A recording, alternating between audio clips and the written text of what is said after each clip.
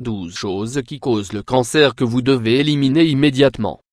Les produits cancérigènes sont partout et constituent une véritable menace pour la santé.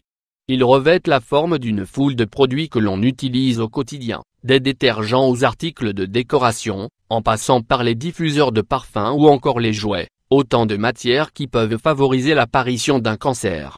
De par leur caractère nocif, il est nécessaire de prendre certaines mesures de précaution pour assainir son espace de vie. L'environnement dans lequel nous évoluons, ce que nous mangeons et notre mode de vie, nourrissent au quotidien certaines tumeurs.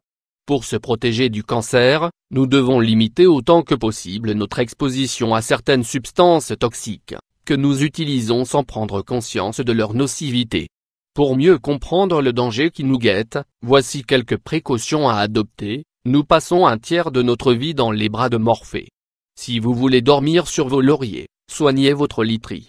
Choisir sa literie et son oreiller n'est pas une étape à négliger, puisque la forme et la matière ont des incidences sur votre santé. Soignez votre literie. Faites attention aux lits et matelas qui intègrent des matières synthétiques, dérivées de produits pétrochimiques non renouvelables qui produisent des émanations nocives de composés organiques volatiles. Considérez l'achat d'un lit, de préférence construit avec un matériau naturel comme du bois traité avec une teinte non toxique et biodégradable. Choisir le bon oreiller est essentiel pour dormir à point fermé. L'oreiller est à choisir avec un soin particulier, quitte à ajouter plus d'argent au budget prévu. En plus de sa forme et de sa fermeté, le garnissage naturel est le principal critère de sélection de l'oreiller.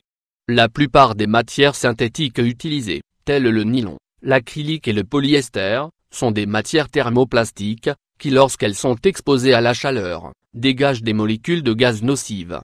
Tournez-vous vers les oreillers biologiques, en balles de sarrasin, balles d'épeautre, balles de millet, ou encore en laine ou en duvet d'oie. Aux fibres synthétiques. Les fibres synthétiques étant issues de la distillation du pétrole, de la houille ou des produits dérivés du gaz naturel, libèrent ces molécules plastiques, au contact de la chaleur. Changez votre garde-robe et privilégiez des matières organiques. Halte aux fausses matières. Bannissez de votre literie les fausses matières, comme le faux bois ou le faux cuir qui contiennent du PVC, polychlorure de vinyle, une matière hautement polluante obtenue à base de résidus de pétrole et qui, exposée au soleil, émet dans l'air des coves, composés organiques volatiles, responsables des troubles respiratoires, maux de tête, nausées et irritations oculaires.